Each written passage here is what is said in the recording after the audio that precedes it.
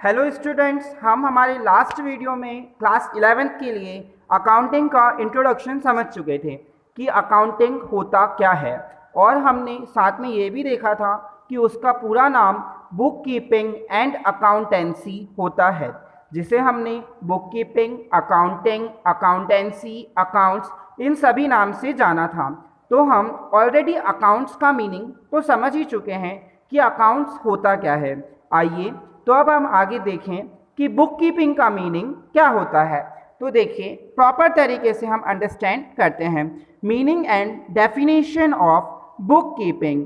The term book keeping is made of two words, book and keeping. Book keeping दो शब्दों से मिलकर बनता है, book and keeping. It means recording of transaction taking place in the business. जो भी transaction हमारे business में हो रहे हैं उन सबको हमें एक बुक में रिकॉर्ड करना है। There are many types of financial transaction happening in the business. एक व्यवसाय में कई सारे वित्तीय सौदे होते हैं। If it is therefore necessary to keep records in a systematic manner. तो ये बहुत ज़रूरी है कि हम एक प्रॉपर तरीके से उन सबको लिखते हुए चलें। जिस बुक में हम लिखते हैं उसी बुक को हम अकाउंट्स की बुक कहते हैं। देखिए, हम इसमें एक डेफिनेशन देखते हैं according to J.R. Batliboi. Book keeping is the art of recording business dealing in a set of book. J.R. Batliboi कहते हैं कि बुक कीपिंग एक कला है बिजनेस सौदों को एक सही तरीके से पुस्तक में लिखने की। उसके बाद हम देखते हैं difference between book keeping and accountancy. हम ऑलरेडी समझ चुके हैं कि बुक कीपिंग का मतलब क्या होता है और अकाउंटेंसी का मतलब क्या होता है। तो आइए अब हम कवर करते हैं difference between book keeping and accountancy. तो देखिए, ये एक इम्पॉर्टेंट क्वेश्चन है, इसे ध्यान से समझिएगा और प्रॉपर कॉपी में नोट्स बनाइएगा।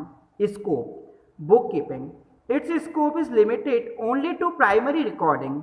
बुक कीपिंग का जो स्कोप होता है वो लिमिटेड होता है सिर्फ ट्रांजैक्शन को बुक में लिखने तक के लिए। Accounting, it's scope is analysis of primary records in books. Accounting जो बुक कीपिंग में लिखा हुआ होता है उसको एनालिसिस करता है। उसके बाद हम करेंगे time of recording. Transaction recorded on the same day.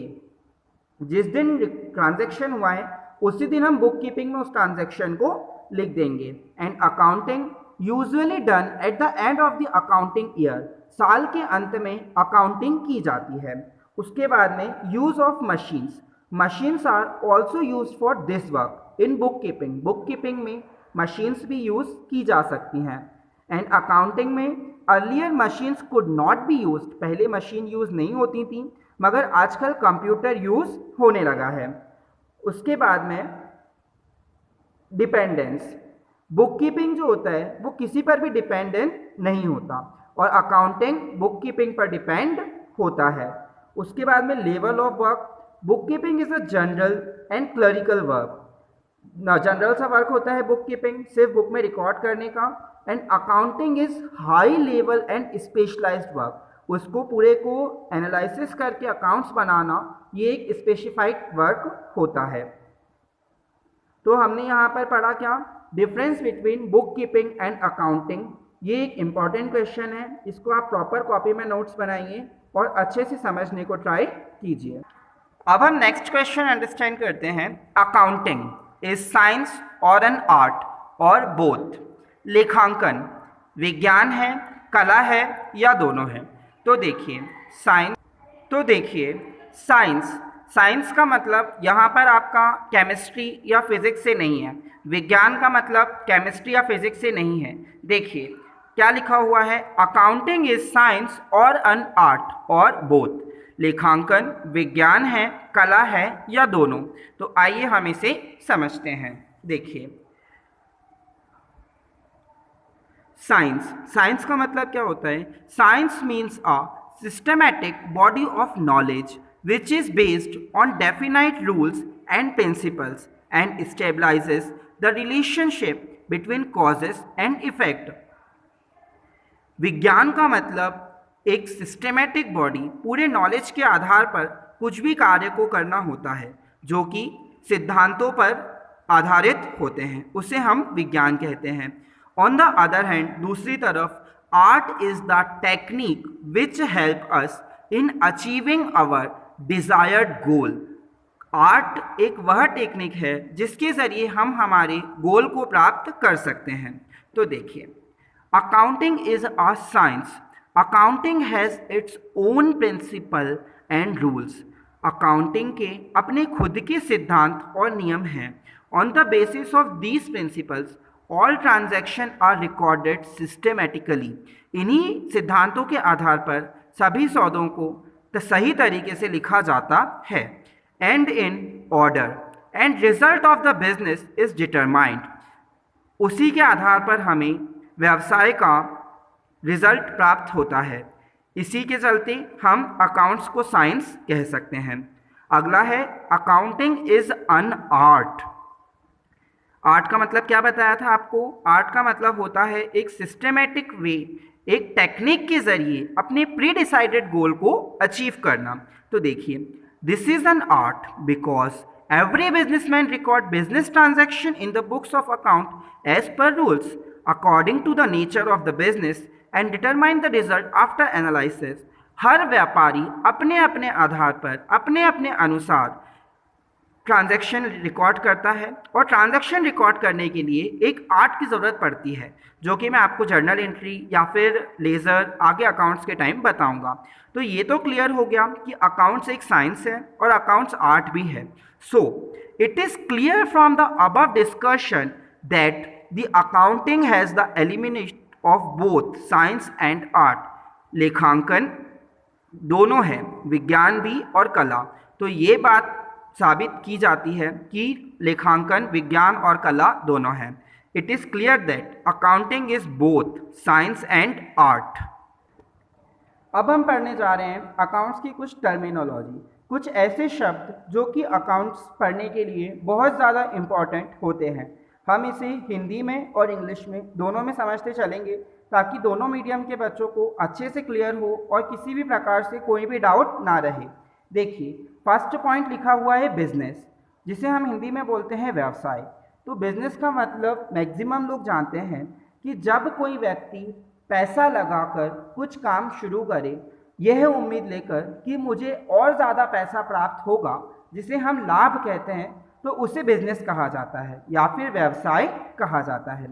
Second लिखा हुआ है प्रोफेशन, जिसे हम पेशा कहते हैं। तो देखिए, when a person earn money on the basis of his her education, qualification, training, knowledge, experience is called profession। जब कोई व्यक्ति अपने शिक्षा, अनुभव के आधार पर पैसा कमाता है, उसे पेशा कहते हैं। जैसे डॉक्टर, वकील, चार्टर्ड अकाउंटेंट, शिक्षक इत्यादि। कैपिटल, पूंजी, बिजनेस शुरू करने के लिए जो पैसा हम प्रारंभ में लगाते हैं, उसे कैपिटल या पूंजी कहा जाता है।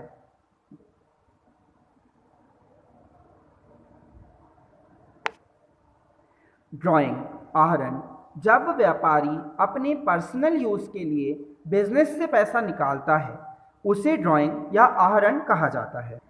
नेक्स्ट है प्रिंसिपल, जिसे हम हिंदी में बोलते हैं स्वामी, जो कि ऑनर, मालिक होता है व्यापार का, उसे प्रिंसिपल या हिंदी में स्वामी कहा जाता है।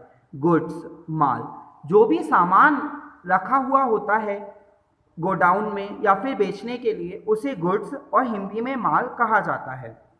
देखिए, अब यहाँ पे दो शब्द आपको बिल्कुल नए नज़र आ रहे हैं, डेटर और क्रेडिटर।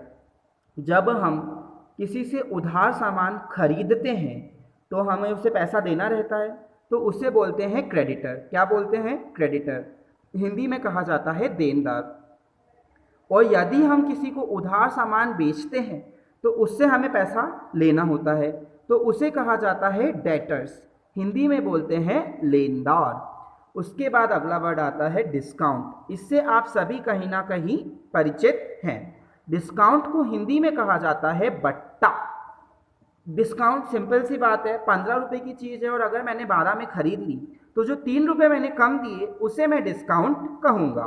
देखिए, डिस्काउंट दो प्रकार का होता है, कैश डिस्काउंट और ट्रेड डिस्काउंट। नगद बट्टा और व्यापारिक बट्टा। व्यापारिक बट्टा वह होता है जब आप कुछ सामान खरीदते हैं और MRP मैक्सिमम रिटेल प्राइस से कम पैसा देते हैं तो उस डिफरेंस को ट्रेड डिस्काउंट कहते हैं।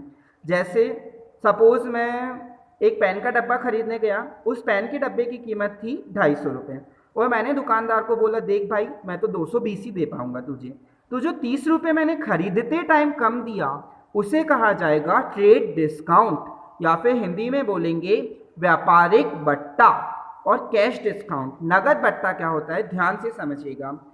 मैंने एक व्यापारी से 50,000 रुपये का सामान उधार खरीदा, अब मैंने उसे 6 महीने के अंदर मुझे पैसा देना था, मैंने उसे 3 महीने के अंदर पैसा दिया या फिर बहुत जल्दी दिया, तो उसने बोला देख भाई तू मुझे टाइम से पहले पैसा दे रहा है तो तू मुझे 50,000 की जगह 48,000 दे दे। तो पेमेंट करते टाइम पे मुझे जो डिस्काउंट मिला उस डिस्काउंट को कहा जाएगा कैश डिस्काउंट या फिर नगद बट्टा। उसके बाद में कमीशन, कमीशन का मतलब आप ऑलरेडी जानते हैं। आगे लिखे हुए हैं 2 शब्द, ये शब्द आप लोगों के लिए नए शब्द हैं, जैसे कि एसेट्स एंड लायबिलिटी। एसेट्स को हम हिंदी में बोलते हैं संपत्ति। व्यवसाय में जो भी संपत्ति होती है उसे एसेट्स बोलते हैं, जैसे बिल्डिंग, फर्नीचर, XYZ जो भी है। और लायबिलिटी, दायित्व, जो हमारे दायित्व होते हैं उसे हम दायित्व या लायबिलिटी बोलते हैं। जैसे मुझे कोई मेरा क्रेडिटर है, मुझे उसे पैसा चुकाना है, उसे हम दायित्व कहेंगे। आगे जो 2 शब्द लिखे हुए हैं प्रॉफिट एंड लॉस, इससे आप ऑलरेडी परिचित हैं। लाभ और हानि। सपोज यदि मैंने 2 लाख रुपए लगाया और साल के अंत में मुझे 2.5 लाख रुपए बचा, तो जो 50,000 रुपये है वो मेरा प्रॉफिट बचा, या फिर हम उसे लाभ कह सकते हैं। लॉस, वहीं अगर मैंने 2 लाख रुपए लगाया था और साल के अंत में 1.5 लाख रुपए बच रहा है, तो जो 50,000 कम है वो मेरा लॉस है, जिसे मैं हानि कह सकता हूँ। तो देखिए यहाँ पर हमारा अकाउंट्स क्लास 11th का चैप्टर 1 लगभग कंप्लीट हो जाता है। इसमें हमने पढ़ा अकाउंट्स क्या होता है, अकाउंट्स को और हम क्या क्या कह सकते हैं, बुक कीपिंग क्या होता है, difference between book keeping and accounting, accounting is science और एन आर्ट और बोथ, लेखांकन एक विज्ञान है, कला है या दोनों। उसके बाद हमने कुछ टर्मिनोलॉजी पढ़ी, जैसे व्यवसाय, पेशा, पूंजी, आहरण, स्वामी, माल, लेनदार, देनदार, बट्टा, नगद बट्टा, व्यापारिक बट्टा, कमीशन, संपत्ति, दायित्व, लाभ, हानि। तो आप इन सबको अच्छे से समझ लीजिए, कॉपी में प्रॉपर नोट्स बनाइए और घर पे रहिए, सुरक्षित रहिए, पढ़ते रहिए।